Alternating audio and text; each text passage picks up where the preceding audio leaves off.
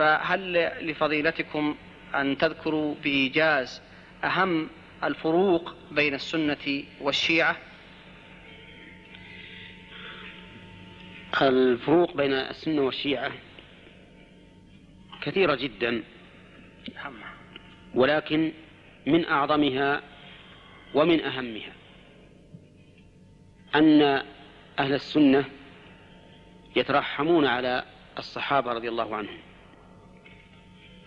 يقولون ربنا اغفر لنا ولإخواننا الذين سبقونا بالإيمان ولا تجعل في قلوبنا غلا للذين آمنوا ربنا إنك رؤوف رحيم.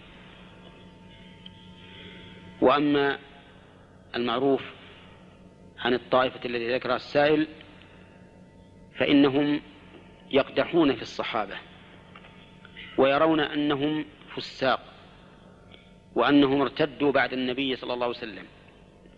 وفي الحقيقة أن قدحهم في الصحابة ليس قدحا في الصحابة أنفسهم، لكنه قدح في الصحابة وقدح برسول الله صلى الله عليه وسلم، وقدح بالشريعة الإسلامية، وقدح في حكمة الرب عز وجل.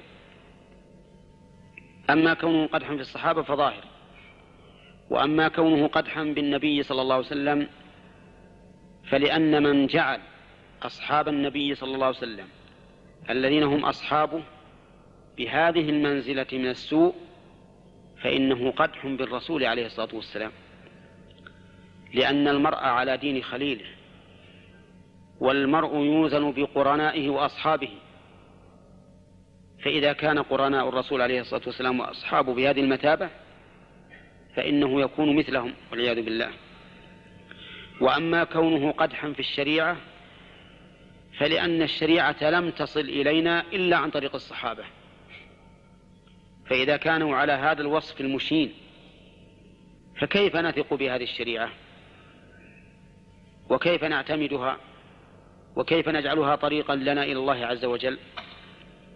وأما كونه قدحا في حكمة الرب سبحانه وتعالى فلأنه يقال من أبلغ ما ينافي الحكمة أن يختار الله لأفضل خلقه أصحابا بهذه المثابة التي يرميهم بها هؤلاء الضلال.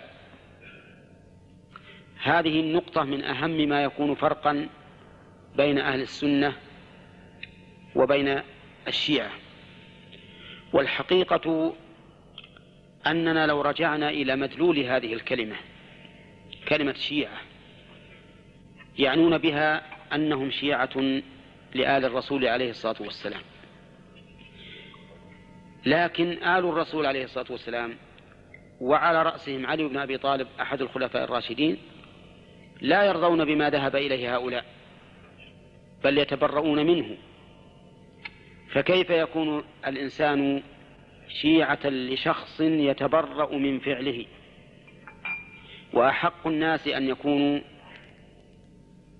من أولياء أهل بيت الرسول عليه الصلاة والسلام، أحق الناس بهذا الوصف هم أهل السنة، لأنهم يرون لهم حقين: حق الإيمان وحق القرابة من رسول الله صلى الله عليه وسلم، لكنهم لا يغلون فيهم هذا الغلو الذي قد يصل إلى ادعاء الربوبية بآل البيت، أو أنهم أحق بالرسالة من محمد صلى الله عليه وسلم، أو ما أشبه ذلك مما هو معلوم في مذاهبهم. والحاصل أنه يجب علينا نحن أن نعرض طريقة أهل السنة والجماعة على وجه مشرق بين واضح في آل النبي صلى الله عليه وسلم وفي بقية الصحابة، حتى يتبين به زيف ما ذهب إليه هؤلاء الغلاة.